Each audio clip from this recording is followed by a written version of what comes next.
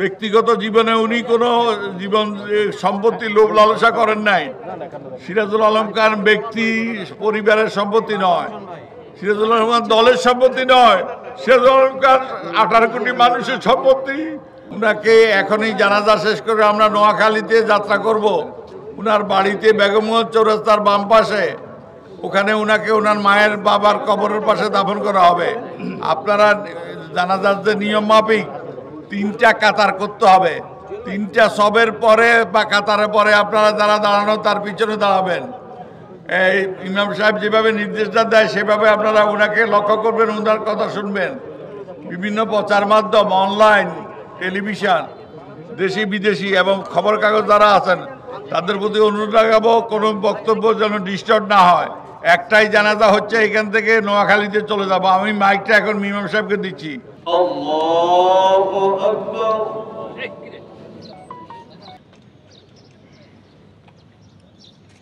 আসসালামু আলাইকুম ওয়া রাহমাতুল্লাহ। আশহাদু আন লা ইলাহা ইল্লাল্লাহ।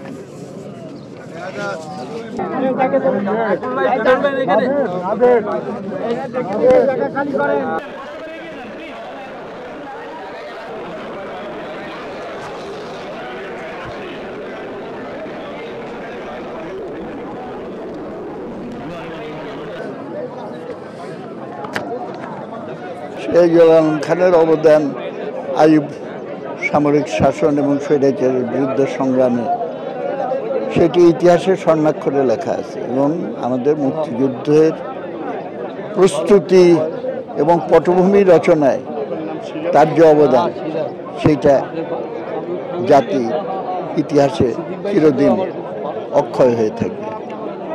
পরবর্তীকালে হয়তো রাজনীতিতে অনেক মতপার্থক্য হয়েছে, কিন্তু তার এই অবদান সেইটা জাতি যথাযথ মর্যাদায় সেটার স্বীকৃতি দিল না। আমি মনে করি এটা একটা অপরাধ। তবে সিরাজুল আলম খানের অবদানের কথা ইতিহাসে কেউ মুছে দিতে পারবে না।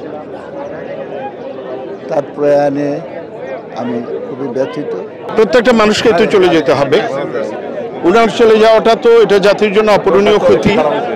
বাংলাদেশ আজকে যে দেশে আমরা দাঁড়িয়ে আছি বাংলাদেশের নাগরিক হিসেবে, এই দেশের স্বাধীনতার কথা যদি বলা হয় সিরাজুল আলম খানকে বাদ দিয়ে কথা বলা যাবে না, ইতিহাস রচনা করা যাবে না। তো উনি কিংবদন্তি শুধু না, বাংলাদেশ নামক রাষ্ট্রটার নাম উচ্চারণ করলে সিরাজুল আলম খানের নাম উচ্চারণ করতে হবে এবং সেটা শ্রদ্ধা ভরে উচ্চারণ করতে হবে।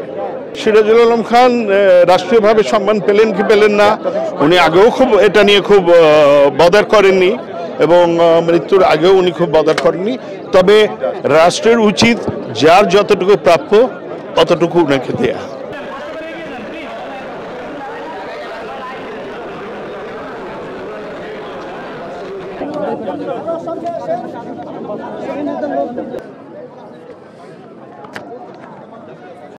সংবাদ, ফিচার ও অনুষ্ঠানের জন্য ভিজিট করুন সংবাদ প্রকাশের ওয়েবসাইট এবং যুক্ত থাকুন ফেসবুক পেজ ও ইউটিউব চ্যানেলের সঙ্গে।